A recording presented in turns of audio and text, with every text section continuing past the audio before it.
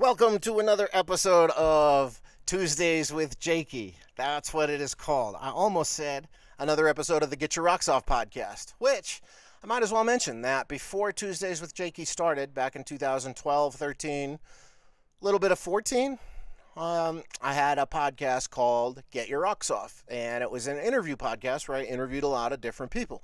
And if you're subscribed to Tuesdays with Jakey, you're actually subscribed to what was the Get Your Rocks Off podcast feed. So if you scroll back and go scroll through all these past episodes of Tuesdays with Jakey, which I think we're on episode 32 now this week, maybe even 33. I lose track. But if you scroll way back to before Tuesdays with Jakey started in your favorite podcast app, Spotify, Apple iTunes, Deezer Nuts, whatever it is you listen to this in, Google Podcasts, Amazon Music, I guess. We're worldwide, baby. You can find us anywhere. But if you scroll pretty far back, you can find interviews with all sorts of other people that I've done that you might find interesting if you want to hear me talking to other people. Eventually, someday, I'm going to get around to more Fridays with Friends episodes, which will be episodes that are me interviewing friends. But I did one of those with Adam Bauer from Speakeasy Meats, and it was cool. Of course, I love Adam. I think it was a good episode, but there's something funky about the conversation when you're on Zoom with somebody or even on the phone that's different than when you're in person. So I'm kind of waiting until I get to be around people who I find interesting enough to interview. And when I get there, I'm going to start doing more of those interviews. And probably when I go back to New York in October, I'll bank up a bunch.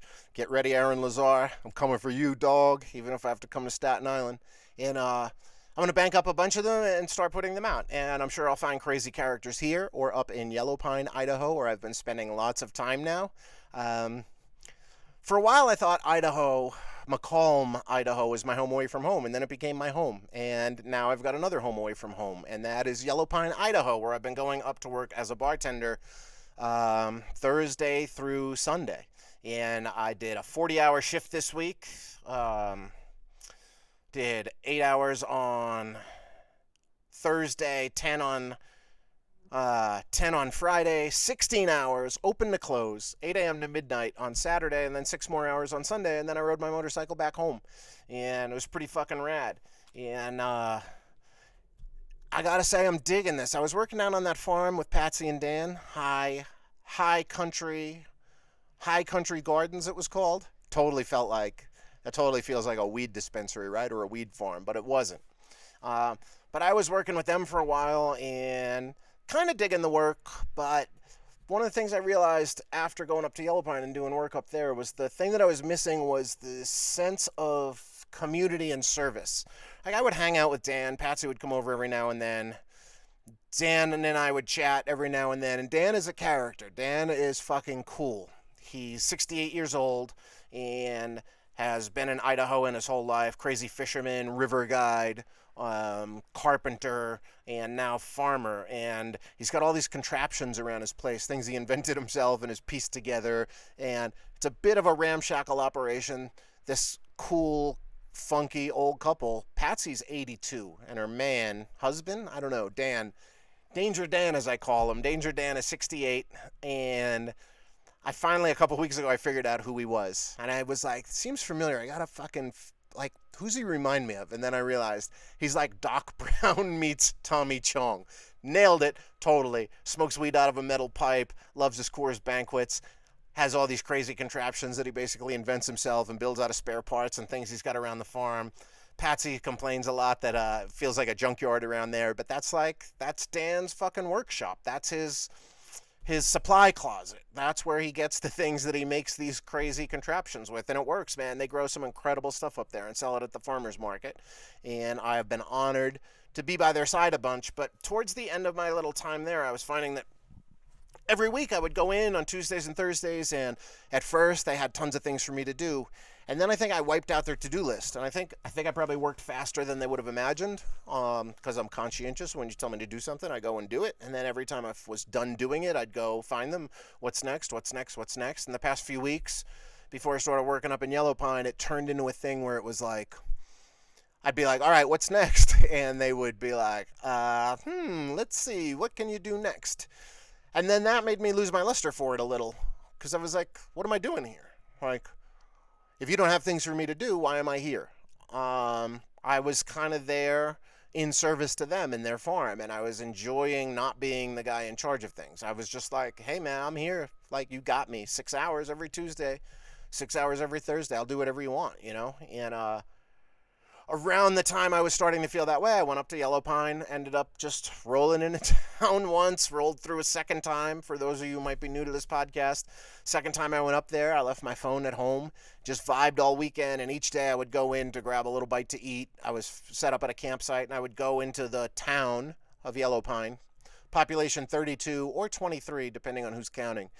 And I would fill up my water bottles, chat with Lorin for a while, maybe grab a little something to eat, and then go back to my campsite. And the third day of that weekend, I was like, said to Lorin, this older woman, she turns out she's 74, and she runs the place basically by herself. She's got a girl named Nikki who does some cooking, does the breakfast and lunch shift a few days a week, and this teen named Lexi, who's a little bit dizzy, as teenagers tend to be. Very nice, but a little like dizzy, maybe the word. Awkward, definitely a little. Just like, okay, hiya, hi, that kind of vibe. But like, basically, it's Lorin running the place by herself. So I was like, do you need help? And she was like help? Like, you'd want to work here? And I was like, yeah, why not? It seems like it'd be fun. And she was like, do you know how to tend bar? And I was like, yeah, of course. Meanwhile, never tended bar before, but they only sell canned beer and boxed wine. So, like, how hard could it be? And she was like, do you know how to cook? And I was like, as a matter of fact, I do, considering I taught myself to cook during COVID for the most part. And I was like, how hard could that be? Because the whole menu is frozen pizza, Yellow Pine burger, the world-famous Yellow Pine burger, grilled cheese, BLT, quesadilla, fajita. That's it. That's all you can get. I've had some people come in, man, I fucking love it, because people come in, they're like, what's on the dinner menu tonight? And I'm like, oh, we got veal scallopini, we got spanakopita, we got a house-made chili, and fish and chips. And they're like, wow. And I'm like, I'm just kidding. We have burgers and grilled cheese and BLT. That's it. If you want the rest of that stuff, you go down the street to McCall, 52 miles away on a dirt road. But I've been finding it, like, I gotta say, I've just been finding it fucking incredible. And this weekend was yet another example of finding it incredible. And more than the work, like, I probably could have got a job as a bartender anywhere. Like, you know, I said before, my friend Noah was a bartender, and when he started, he was working at the Mercury Lounge, and he just had a motto, and it was, if it's not named after what's in it, I don't make it. So he'd just make people, you want a vodka tonic? Got it. You want a Jack and Coke? Got it. Like, you want a Cape Codder? Get the fuck out of here and go to Cape Cod. I fully prescribe to that. Like, if you're at a music venue bar or a dive bar, someone comes in and asks for a Cape Codder, they're just going to be trouble. And not the cool kind of trouble, like getting in a fight or throwing up or pissing all over the toilet seat and you got to go in and clean it later. But, like, the kind of trouble that's just, like, annoying people. And who the fuck wants to serve them? Nobody. But serving is like being in service, and that's what I found that I'm really fucking enjoying up there, because this is my third weekend up there, and each weekend the locals are taking to me a bit more, and they're thanking me for being there. They keep saying we're psyched to have a real bartender up here, which I find funny. But really, like, what do you need to know to be a bartender? You need to know how to be friendly with people. You need to know how to engage in quick, witty banter. You need to remember what people are drinking. You need to remember their names. You need to mark down how many drinks they've had. You got to keep track of them. You got to remember how long ago you served them their last beer and when they're ready for another. And you go over and you check on them. Hey, everything cool over here, Cecil? You need another Bud Light and Clamato? Nah, I'm all right. Then when they do say yes, you kind of mentally log, like, all right, it was about 15 minutes or X amount of time passed, however that you feel time, because you're not looking at your watch. And then you remember when you give them the next one, probably going to drink it in the same amount of time. So you just vibe with everybody. And I think that's what they mean when we're happy to have a real bartender. Because I can imagine some of the people who've worked there over the years, just drifters, sort of like myself, who kind of come in and out, and probably people who are just looking to make a quick buck, and aren't really like there for the people pleaser aspect of it. And I guess that's me in a nutshell. And that's what being a concert promoter has been all these years, was like, you're a people pleaser. You take care of the bands, you take care of the customers, you make sure everybody's having a good time. And now instead of putting a band on stage, I'm putting drinks across a bar. So I'm not surprised that I'm liking it. I'm not surprised that I'm finding success in it. I'm not surprised that people are giving me nice tips. I'm getting a lot of tips that are like between 50 and 100% of the bill, which is fucking crazy and great. And I'm kind of realizing that like that wouldn't happen to everybody. Um, that I'm earning those tips. I'm you earn money by doing work. You make money by hustling. And I'm making money up there. Like making money because I'm making it so that people want to give me money. And I think that's a huge difference. I was earning money on the farm, right? It was like, move these hay bales from here over to there. Okay, I can do that. Anyone can do that. Um, maybe not as fast as other people or whatever, but like anyone can do jobs like that. But like when you're making money, you're surviving on your wits and you're making it so that you're getting money handed over to you. It might start raining out here. If it does, I guess I will move my contraption inside. But I'm going to stick it out as long as I can. It's overcast up here. Here, want to see the sky? There, that's the sky. Which is great that it's overcast because for a while it was smoky, super smoky up here, which I'll get to. But yeah, I'm just really enjoying the gig up there. And I'm really enjoying meeting people, and I'm enjoying that they're inviting me into their community. People are saying they wished I was there, living there full time. Am I going to stay through the winter? And I don't know. I don't know the answers to any of those questions. Right now, if you asked me, will you stay for the winter in Yellow Pine? If I had to make a decision right now, I'd say absolutely. I want to live in a crazy little wild snowed in town all winter long and have that isolation and have that fucking The Shining vibes going. But I also realized that like I've only been up there for 3 weekends and like anything can and does happen in my life. So I can't really make plans for what I'm going to do this winter or what I'm going to do next summer. Who knows? But right now I'm loving it and I'm just living in the moment of it. And I think that's the important part that I'm realizing by being up there. Everything is about being in the moment. Because when I'm in the bar, I'm not looking at my phone for the most part. We have breaks and lulls. And like in that 16-hour shift on Saturday, there were a couple stretches for a half hour, one for an hour where no customers came in, like between lunch and dinner. But for the most part, I'm not looking at my phone. I'm just engaged in doing what I'm doing in that moment. And then as soon as I leave the bar and go back to my campsite, there's no phone to look at. There's nobody to talk to. There's no pressure, no external pressure, no external stimulation in my life. I'm just kind of like looking out at the river and just hanging out.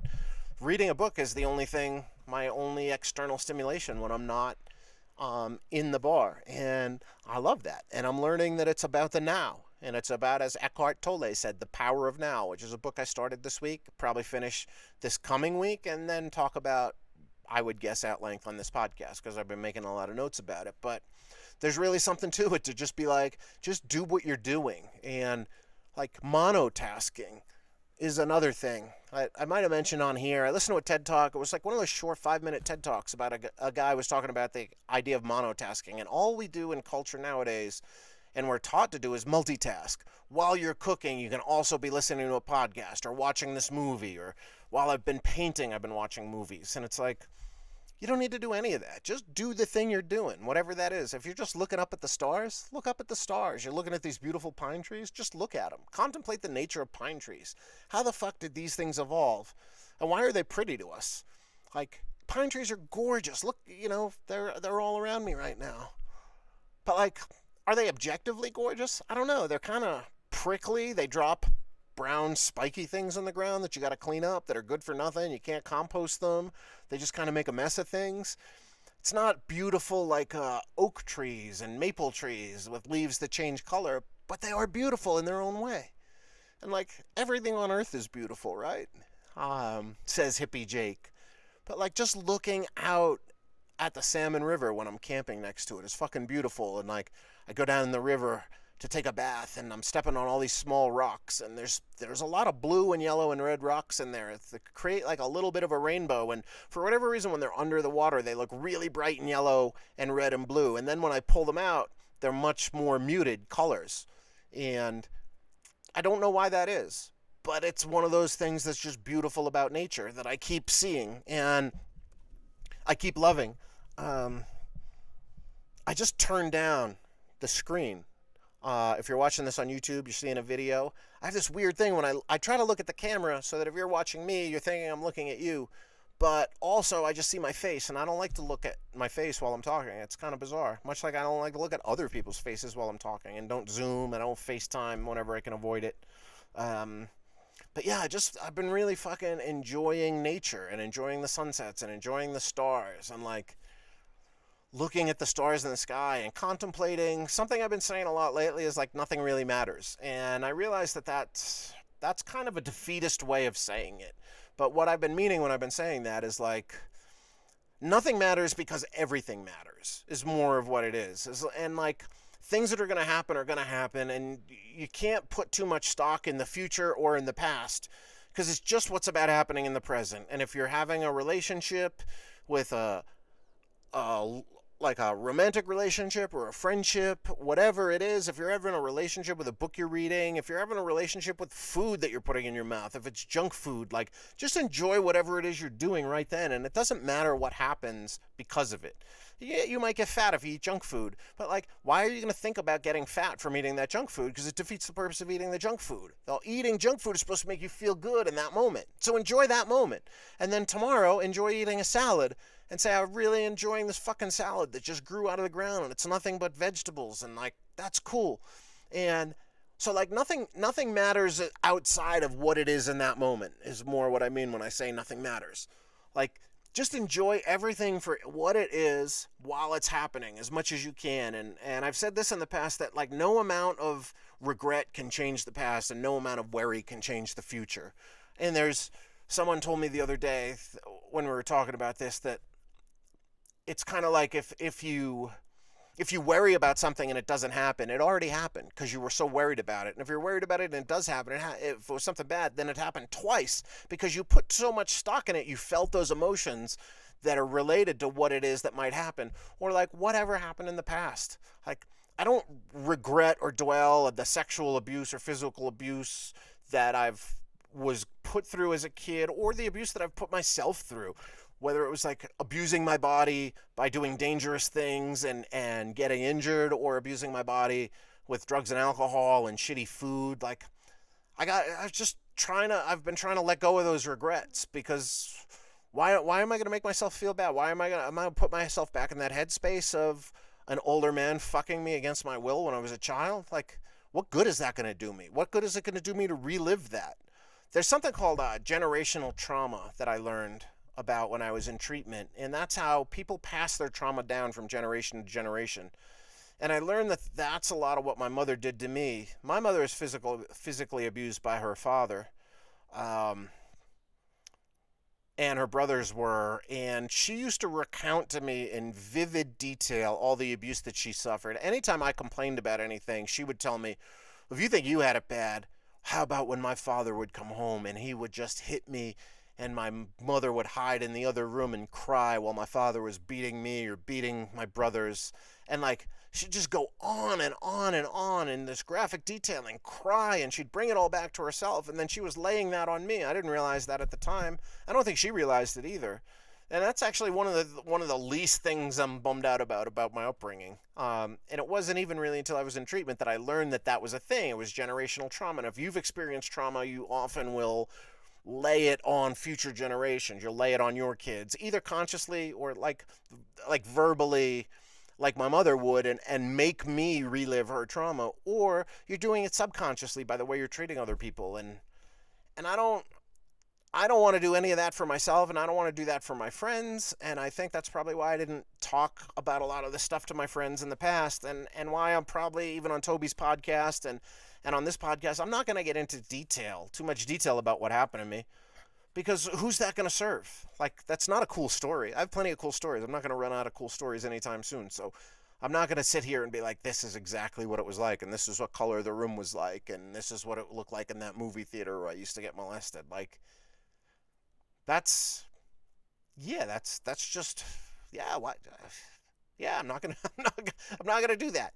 And then I kind of just did, and it gave me pause because it just made me think about it. And it's like, that's just been there, done that, dude. Like, I experienced that. Like, if I want to rehash something from my past, I want to rehash cool stories.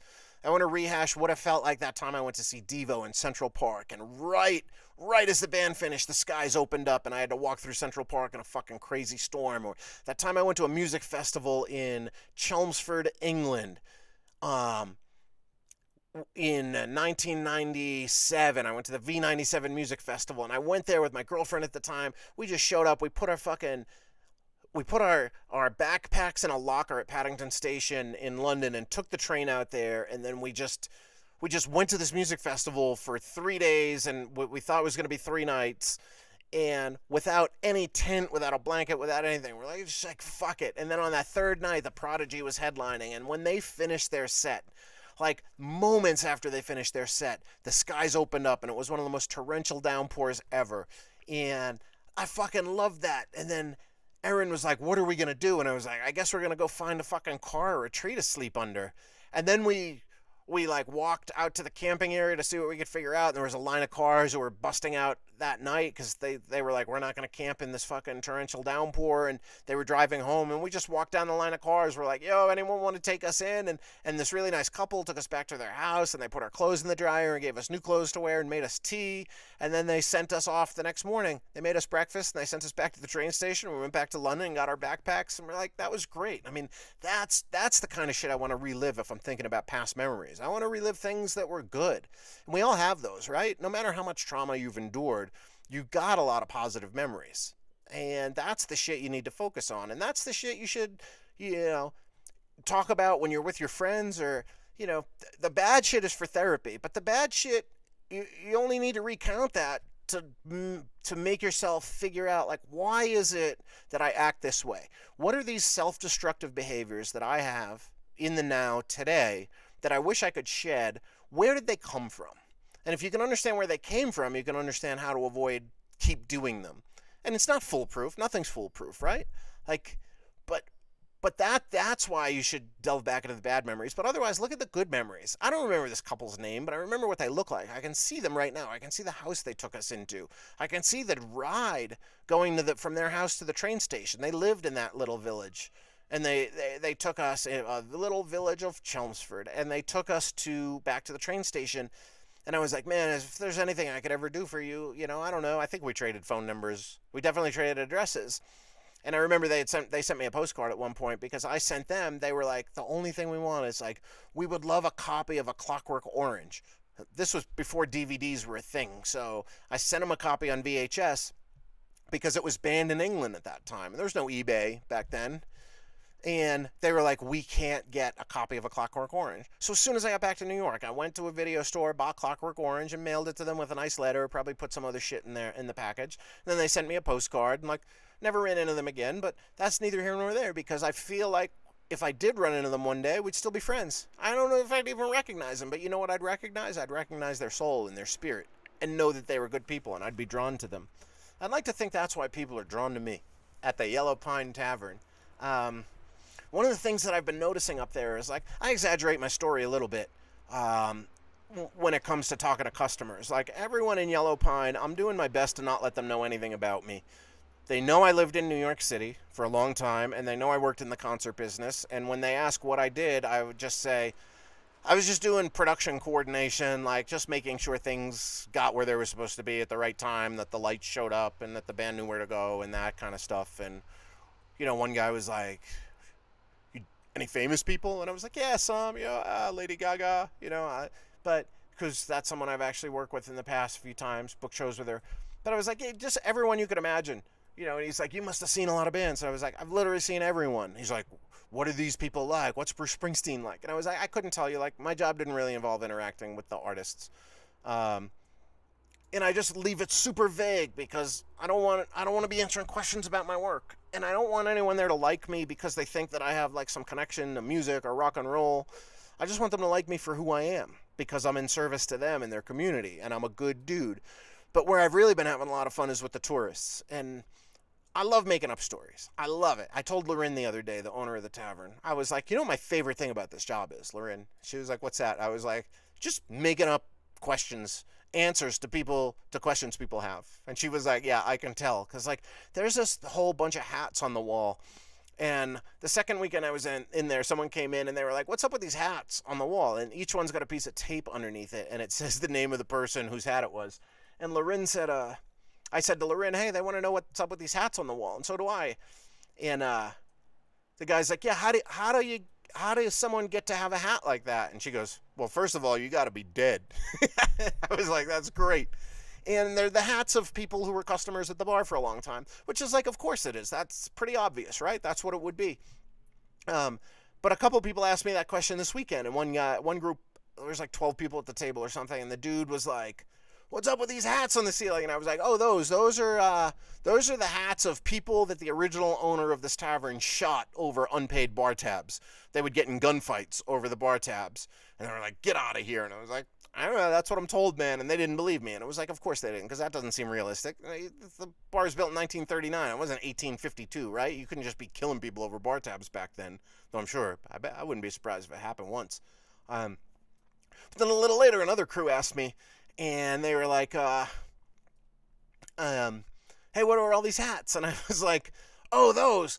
The original guy who owned this place was also a bounty hunter, and every time he collected a bounty, he would take the guy's hat before he handed him off to the local sheriff, and that's what's up on the wall now." And the guy was like, "Wow, okay, yeah." And I was like, "Yeah, I'm just going to make that up." Another guy came up and was like, "Hey, can I ask you a question?" I was like, "You can, and whether or not I know the answer, I'm probably still going to lie to you, and you're never going to know the difference." And he was like, okay. And I think he just asked, like, if they had gas across the street. And I was like, "Oh, you're not giving me much of work with here, buddy." But I just like making shit like that up. So people keep asking me, like, "Do you live in Yellow Pine? Where'd you come from?" So I tell them most of the truth. I'm like, "I live in McCall. I came up here to visit, came up here again for a few days. Then I asked the woman behind the bar if she needed a hand, and now here I am." And one guy was like, "She just put you to work right away?" And I was like, "Yeah, I just hop behind the bar right there and then," which is an exaggeration because I came back the next week. But like, in a situation like that, I don't care if I told the truth. Like, I'm just making up a good story, and I think that's why I'm getting so many of these tips. And people keep asking. Like, a lot of people come in, it's just two people. They haven't talked to anyone because they're out in the middle of nowhere camping and fishing. So I'm like, I'm their little, like, bonding buddy for the afternoon or for an hour, however long they're drinking or eating cheeseburgers or whatever. So I've just started telling these people, like, slightly exaggerated stories. Like, "Where'd you live before this?" Everywhere, all around. I lived in New York City, lived in Los Angeles, lived in London for a while, spent a year in Botswana. They're like, "What?" And I'm like, "Yeah." They're like, "What do you do for work?" And I'm like, "Whatever makes me money." And they're like, "Really?" And I'm like, "Yeah, I'm basically a drifter." A couple of people have been like, "Well, where's your family?" And I'm like, "I don't really have any family." So it's easy to drift, which is pretty much true. So I'm like, I'm not really completely making up stories when they ask where I'm from, but like, there's certain ones that I sense like they want to hear more of that. They're like, "Tell me more." So I tell them more. Like, just that that I left New York City when COVID hit last year, and that I rode my motorcycle 11,000 miles last summer. That's all true. But they're like, "Where were you headed?" And I guess, I mean, I've been telling them I don't know where I was headed because I didn't know. I knew that Greg and Shanti's house here in McComb was going to be one of my destinations, but I didn't know it was going to be the only destination, or at least the only real friends. Like, I really thought when I left New York last year, I thought I was going to get my motorcycle, come see Greg and Shanti for a little bit, go see my friend Annabelle in Denver. I was going to go see Rick and Marianne in Austin, and then I was going to make my way across, probably see Phoebe in New Orleans, and then I was going to end up checking out Florida, maybe going back to Ocala, checking out the guest house, the place where I was in treatment for 60 days, then riding up the East Coast, and I thought I was going to settle in Asheville and probably end up living with my friend Jess Cross. None of that happened. But that's kind of what I thought, but I didn't really know where I was going or what I was doing. That was just kind of a loose plan that I had strung together in my head. So, I mean, I guess I really am a drifter. But one of the things I've been most proud of this week is that when everything went to shit, all my concerts were canceled. I've got into the mask business, made a grip of money, enough to pay off the debt that I had incurred on my credit cards when COVID hit, and didn't have any cash in the bank, and then paid that off, ended up with a little bit more money, and then I was like, all right, I can just go. And I'm like, when concerts got taken away from me and my whole identity got taken away from me, then I figured shit out. And then I had enough money to just get out of there on my motorcycle, and I was like, I can get through the summer, and we'll see what happens in the fall. And then I stretched that money out, started getting donations from this podcast, but even before that, I fucking came up with the idea to sell coloring books and different t-shirt ideas and was piecing together money here and there without having to get a real job. And I really decried the idea of getting a real job. And because I thought it represented losing. I thought like if I didn't have my career, then what did I have? Because what did I have as an identity? I'm a concert promoter, right? That's what I did for so long. Now I don't even give a fuck, but because I promoted a concert this past weekend and it went well by all accounts. My boy Tazimoto said everything about it was fucking awesome, except there was a lot of trouble trying to find the boat, which of course, because talked to Patty D who was working the boat, and Patty D was like, yeah, man, there were like 8 boats going out at the same time. It was a total shit show at the front of the marina. And it's like, that's part of the deal with doing shows on boats. There isn't one entrance. You got to come to the marina, and sometimes there's 8 groups of people going fucking nuts, and like we do our best to identify which would be our customers, and like, yeah, we should have had our Rocks Off banner up, but we didn't, and like, because we hadn't done a show in fucking almost 2 years, you know? It's like, Jesus.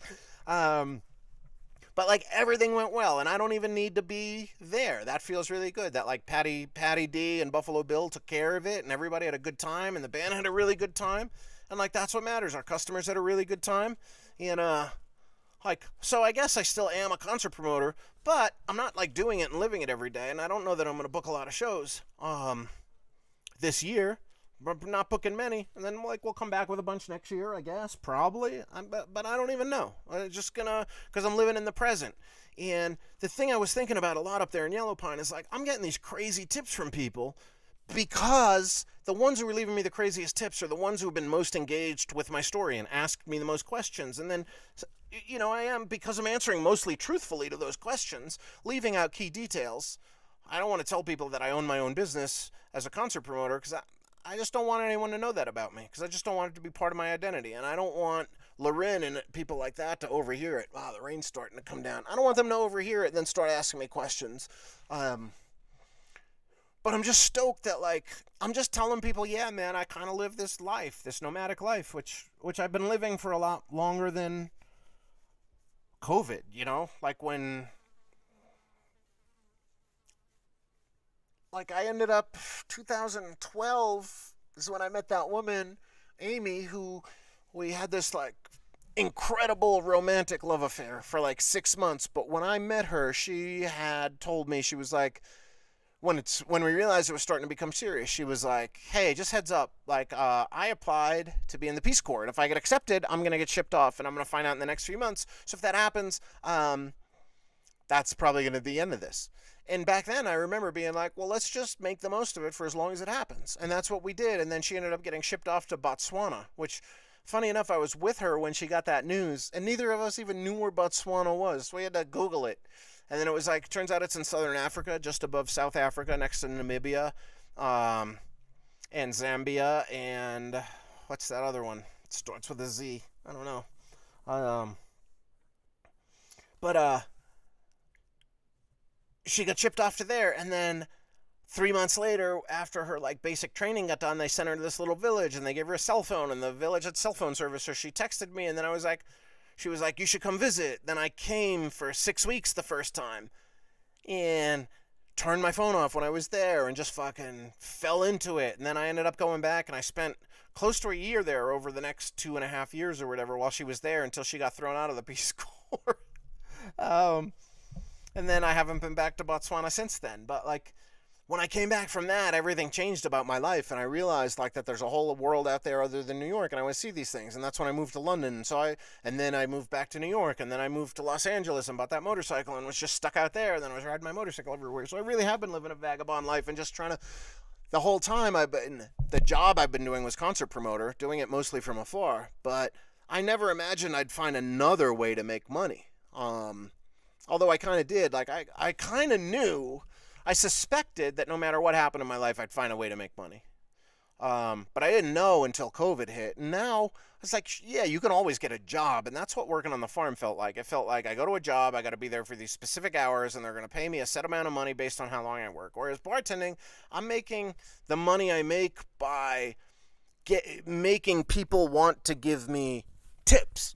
And that I'm fucking loving. And I'm like, I'm really surviving on my own wits. And I'm like giving these people the part of the conversation that I can tell they want, the part of the history of me that is going to excite them and make them want to peel a 20 off their fucking billfold when they're coming to pay for their cheeseburgers. And, Jesus, is this rain going to keep up? Should I get an umbrella?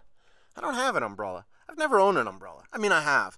But I remember when I first moved to New York, my second apartment was on Waverly Place in the West Village. And this guy who owned the local liquor store, I used to go in there somewhat regularly. And one day when it was raining, I guess it had been raining a few times when I was there. But he said to me something about, I'm moving my rig inside.